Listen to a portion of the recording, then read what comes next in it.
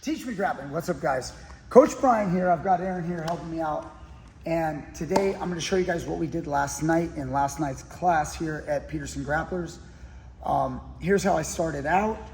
I started out with the arm drag and drilling it specifically like this. So I grab the wrist, okay? My opponent is going to stand with his right leg in front just a little bit. Perfect, okay? I grab the wrist. My right hand will reach with a monkey grip, no thumb. Notice I'm using my thumb on this grip. And then I reach across and I pull the arm across just like this. Stay right there. Okay, so come on over here and I want you to stare straight at this view right here. See how there's an opening now, okay? So I did that by pulling this arm here and then my body can enter, okay? So we first start with a double leg.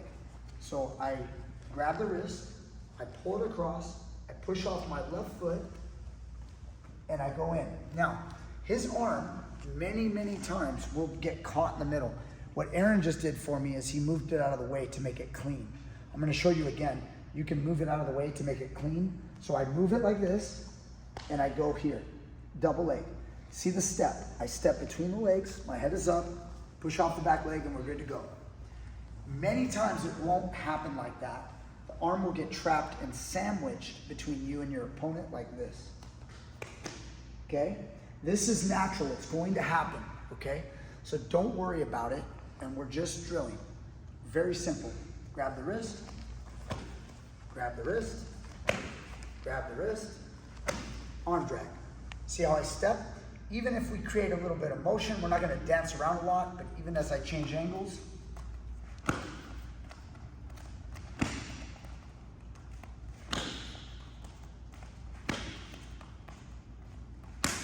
okay, grab, double, simple. Next, I start to combine that with the inside trip. The inside trip, okay? For you judo guys like a Coach Brian, I'm gonna take my foot and I'm gonna hook like this. My foot doesn't touch the mat. The bottom of my foot is facing up. My instep touches the mat. When you hook, you're here. The arm drag is here. It's very important when you do this move that you don't stay with the arm drag too long. I can get re-dragged where he can get all the credit for my work. So I do the takedown and then he gets the credit for the move. He gets my back. So when I pull this, I pull it across and I release and bring my hand to this side of his body. Here's your double leg. And here's your posted hand or hugging of the waist.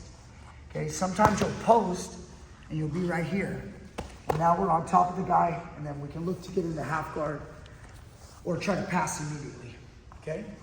So that's your arm drag inside trip.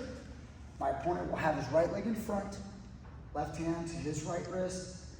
I reach across for the arm drag. Sometimes you're gonna notice little preparation steps. If my feet are square, I'm gonna move my body in a position where I can make all of this work simultaneous. I pull across, hook, and my hand goes through. So again, notice my right hand goes through. This will future become your underhook here, okay, if you need to. All right? Note to the training partner, don't hyperextend your knee joint. You need to make sure you have a little bend in your knee. And then when there's pressure right there, we don't want to get a hyperextension. So I am hitting the guy low. This is where you're going to see a lot of mistakes. You're going to go like this. You're going to stand too tall because you're going to have a student want to bring his left foot too close. And you're going to do this kind of thing. Don't fall. You're going to try to hook from here. It's very hard for me to push Aaron over at this height. So what's important is I'd rather have my left foot a little bit back and I want to lower my level so that my knee can touch the ground. Now, let me also mention technically, if I do stay on the arm drag, I've got a little option here of using my elbow to try to get him stuck. That creates space so it's hard for him to arm drag me. See, I'm keeping my elbow in between us. That would give me a moment of time in order to roll my hand back through and get it to this side. Now, if you are here and the guy does arm drag you, you keep this arm and then you work your way out of this position. You pull this arm across and then bring your elbow through, getting your over-under position, and you're still okay. So it's not all lost just because you were late and you didn't cut your arm, or he did a great job of counter arm dragging you. Don't put your hand on the mat and let him make his move. He's gonna get what he wants. I grab here, he tries to scoot to my back. I pull his arm across, even if you were to stay on the arm drag, but he keeps trying to get to here. I can pull, drop him down, bring my arm through, and then I'm back on top. Okay, so we drilled the arm drag to the double. And then we drilled arm drag. I'm gonna show a few to the inside trip. Grab the wrist. Okay, grab the wrist. Over and over. Notice me posting my hand with my left hand to stabilize my base, and then now I can go into whatever kind of control I want. Okay, we drill that. Then you can add different types of gripping. So he's on my wrist. I straighten it down. I straighten it down as I arm drag. Okay, and hit the same technique. I roll the wrist and grab his wrist. Okay, he touches my shoulder, wax on, wax off. And then he touches my shoulder, he makes a grip. I can't wax on, wax off, he's strong. I move slightly back and I do what's called a chop drag. Chop and drag.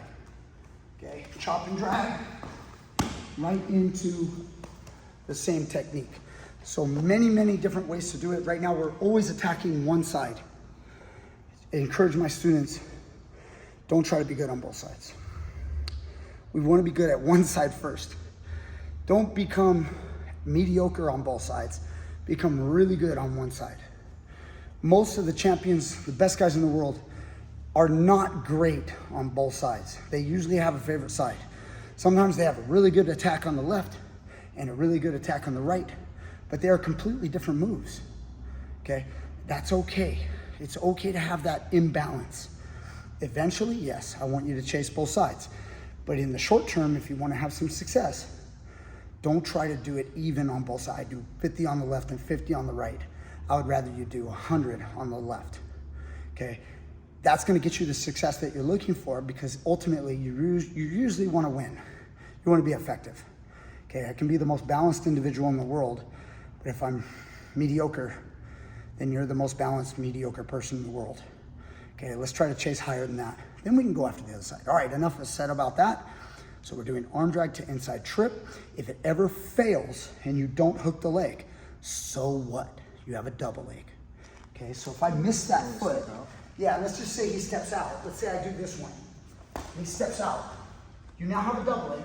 Trail leg comes up. And you finish the double leg.